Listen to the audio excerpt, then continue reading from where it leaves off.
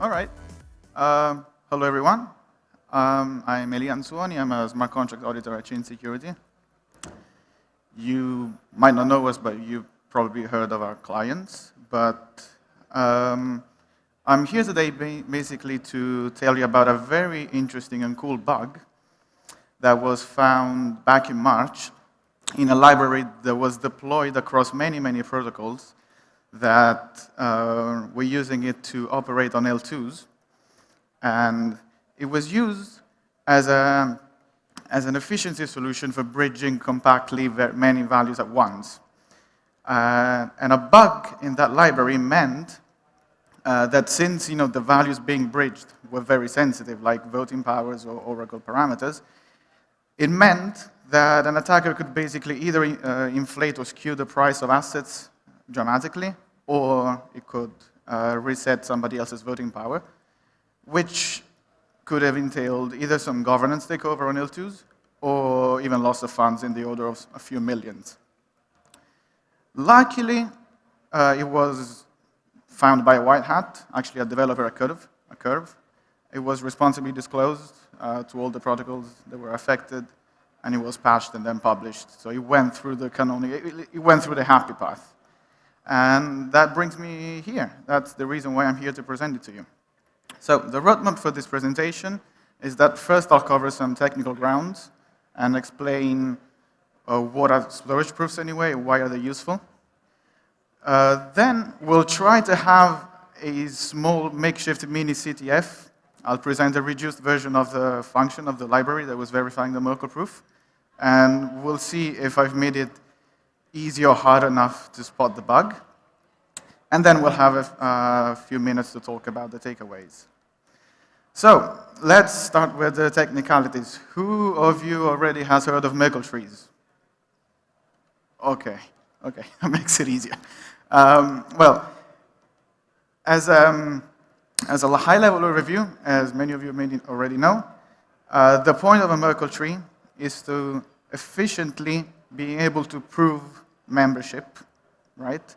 Because you hash all the leaves, which are the members of your set, you hash them, instead of sequentially, you hash them in a tree-like structure, so that then somebody who wishes to prove inclusion in that set has to provide log n hashes, rather than the whole set, to reconstruct the root. And the root is the only, root of trust is called in security. It's the trust anchor, which is what the verifier needs as a trusted value to be able to correctly verify the proofs.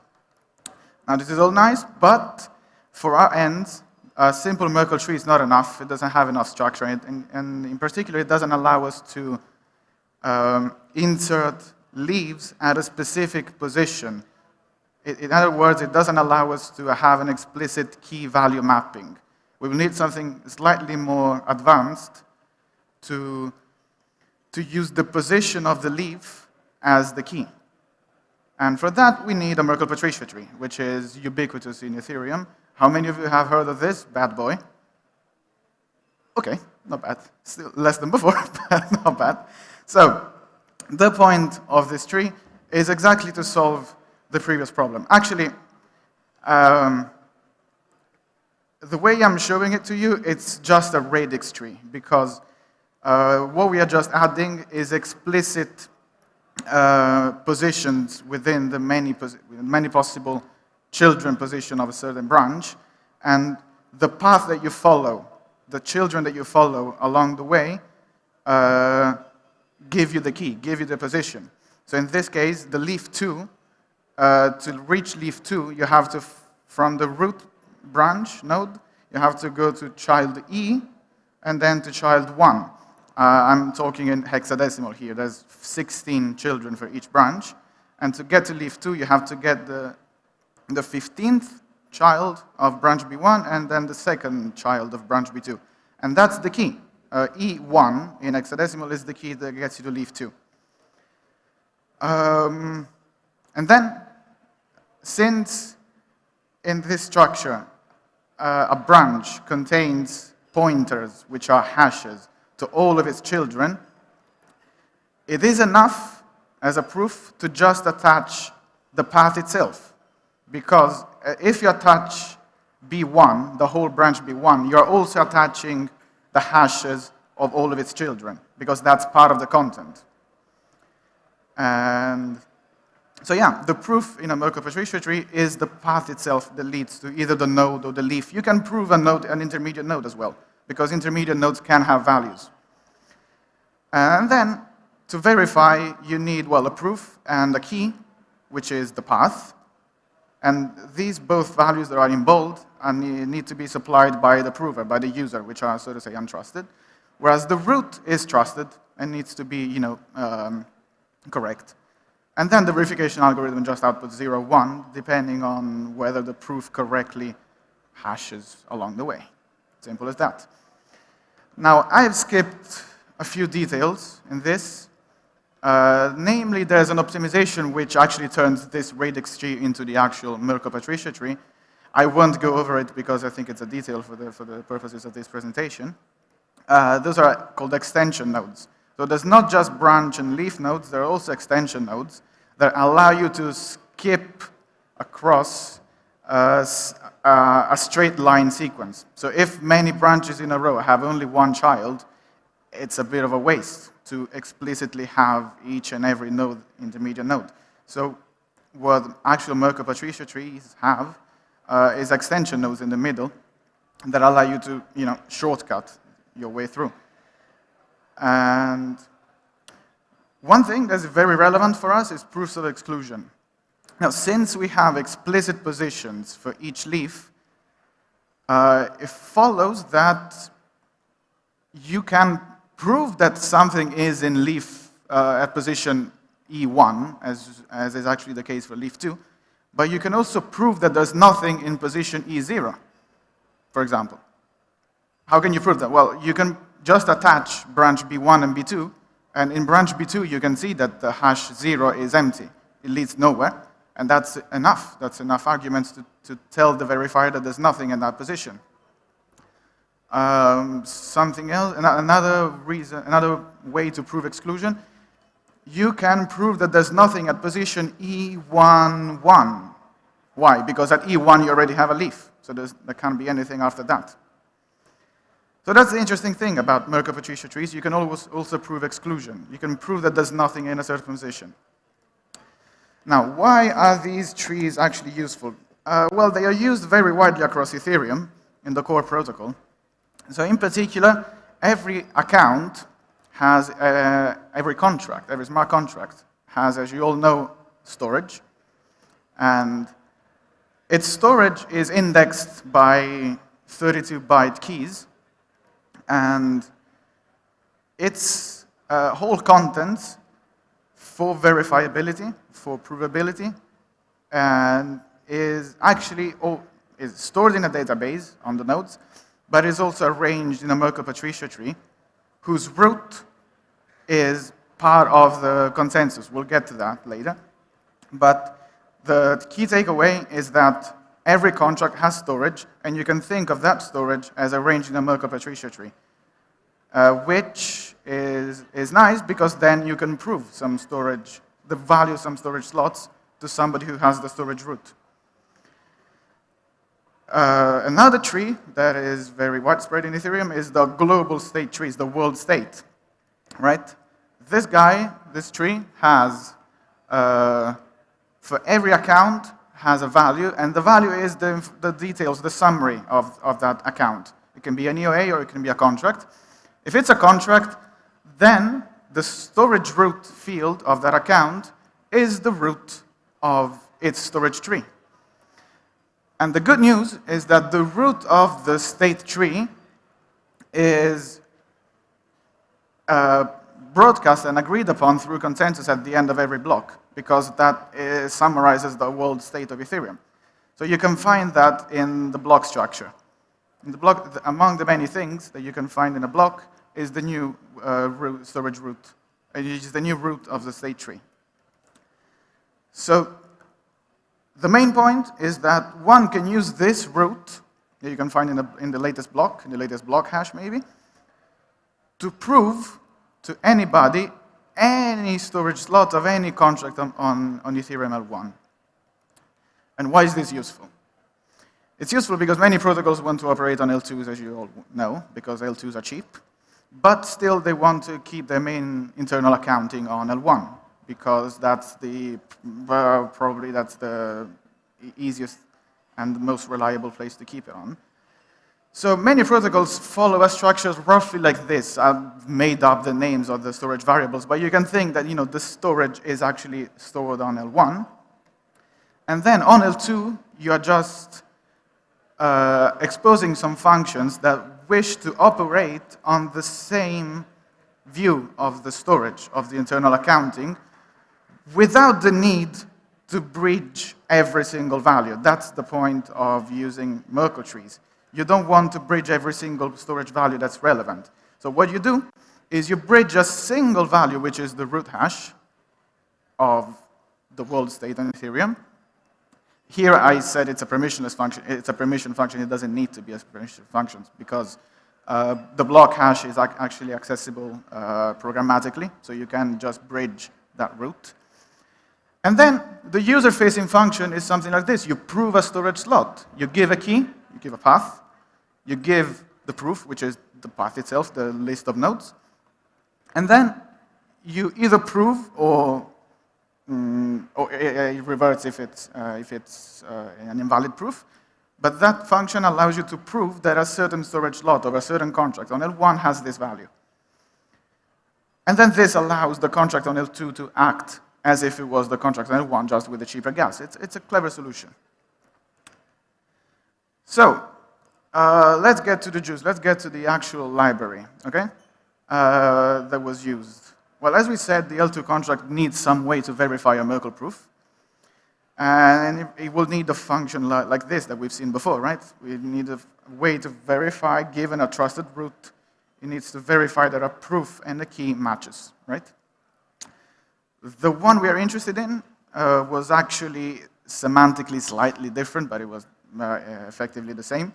It was returning not 0, 1, it was returning the value of the storage slot, or reverting if the proof was invalid. And by some semantic contract, you can say, like by semantics of the return value, this function, it was a solidity function, return an empty byte sequence if you prove the exclusion, if you prove that there's nothing at the path identified by the key, right? So that's just the semantics of the solidity function. Now, what I want to show you is the solidity function itself. Now, this is very simplified, don't worry. The actual thing was 3 or 4 times longer and much harder to decrypt. But with this, hopefully, in my head, this was going to be a sort of CTF. I'm not sure this can actually be the case because I've simplified it a lot and for sure I've introduced more bugs. But I want to show you the structure of the function and how sneaky and hidden the bug was. So we have a function that takes a trusted root hash. This is not coming from the user. Then key and the path, which is the proof, and then it returns the value, right, of the storage slot. So the way to do this is basically to walk down the path, walk down the tree, walk down the proof. So there's a for loop that walks through the proof. And then at every node, at every intermediate node, we are wondering, is it an extension node, is it a leaf node, is it a branch node? You know, the high-level structure of the body of the for loop is that. For every node, it's either an extension, leaf, or branch, and then we wrap around and continue the loop. So if it's an extension, well, if it's an extension, we are skipping, we are jumping. So there's the possibility that it's skipping past our arrival point. So there's a possibility that this is actually proving exclusion. Otherwise, we just follow the extension loop. We increment our loop iterators, and we wrap around and continue. Otherwise, if it's a leaf, well, if it's a leaf, we are ended. We're done. It could be the case that the leaf came before we expected it, in which case we proved exclusion, because we wanted to go further, but we found the leaf on the way, in which case it's exclusion. Otherwise, if it falls exactly where we expected to, then we prove the inclusion of that leaf. Otherwise, if it's a branch node, Um, if we are run out of nodes, it could be that we try to prove inclusion of that branch node, and that's the case. We proved inclusion. Otherwise, well, a branch node has 16 children. We identify from the key which children we want. This is the only place where we actually read the key with the index. So given that nibble, given that index in the array of 16 children, we verify whether that node actually has a children in that position. If it doesn't, we reach a dead end.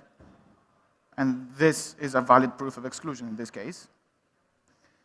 If it does, we continue the loop. We just advance the loop iteration given this new child. So,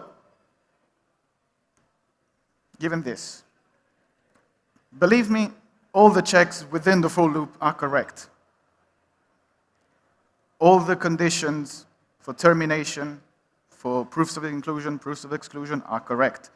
I've deleted, for readability, I've deleted some reverts for malformity of the proof, but everything within the for loop is correct. Given this, can you see what's wrong?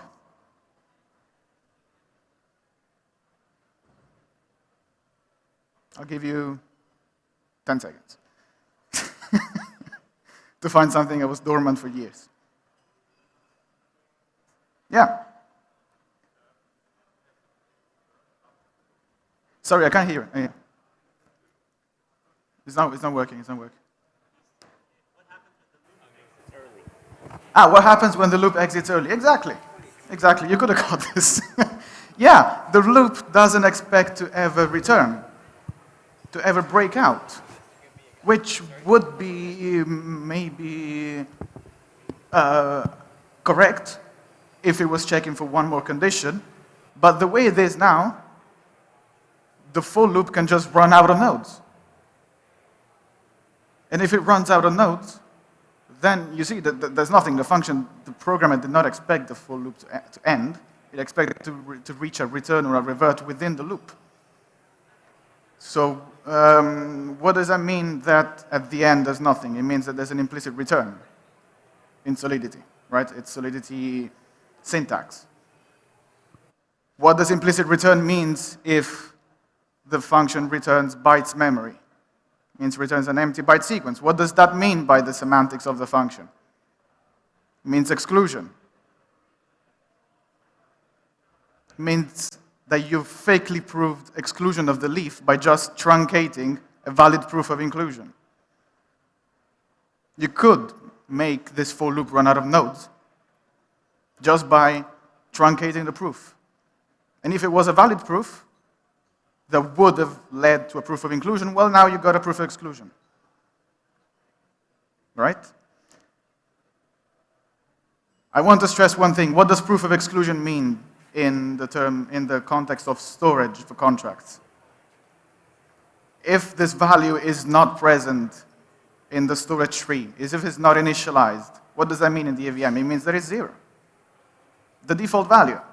That's the correct interpretation for a proof of exclusion of a storage slot. It means that the storage value is 0. So you fakely proved that any storage slot that you want on Ethereum is 0, even if it's not. So yeah, that's a summary of the bug. The function does not expect to break out of the loop, but you can make it break out of the loop by just truncating a valid proof. The implicit return will return something that by the caller will be interpreted as a proof of exclusion, which means storage slot equals 0. And since what was being bridged was something quite critical, like Oracle parameters that could skew the Oracle price or voting powers, the consequences, as you can imagine, were quite dire. Yeah, takeaways. Well, oh fuck, what happened? I don't know. Yeah, maybe this is an old version. Wait, I wrote the takeaways maybe 20 minutes ago, so maybe that's a good reason why. Takeaways, well, get your audits done. This was live in production for years before it was found. And then, I want to stir up a discussion. Like, how do you automate this? How do you verify this with tools? You can't possibly catch this bug with fuzzing, because the fuzzing will never catch like a truncated proof. It's too malicious an example. And how would you verify this with solvers like Certora or Z3? It's too hard to model, well, hash functions, but that you can get away with. It's hard to model loops, and it's hard to model memory operations that are done in assembly. So this was not a good fit for tools. For at least Certora and Z3 would have struggled a lot. So that's my pitch. Like, how would you do this besides manual review, besides manual auditing? And then, yeah, thank you. Presentation is over. I'll take your questions. Thank you very much, Elia. Wonderful presentation. Thanks.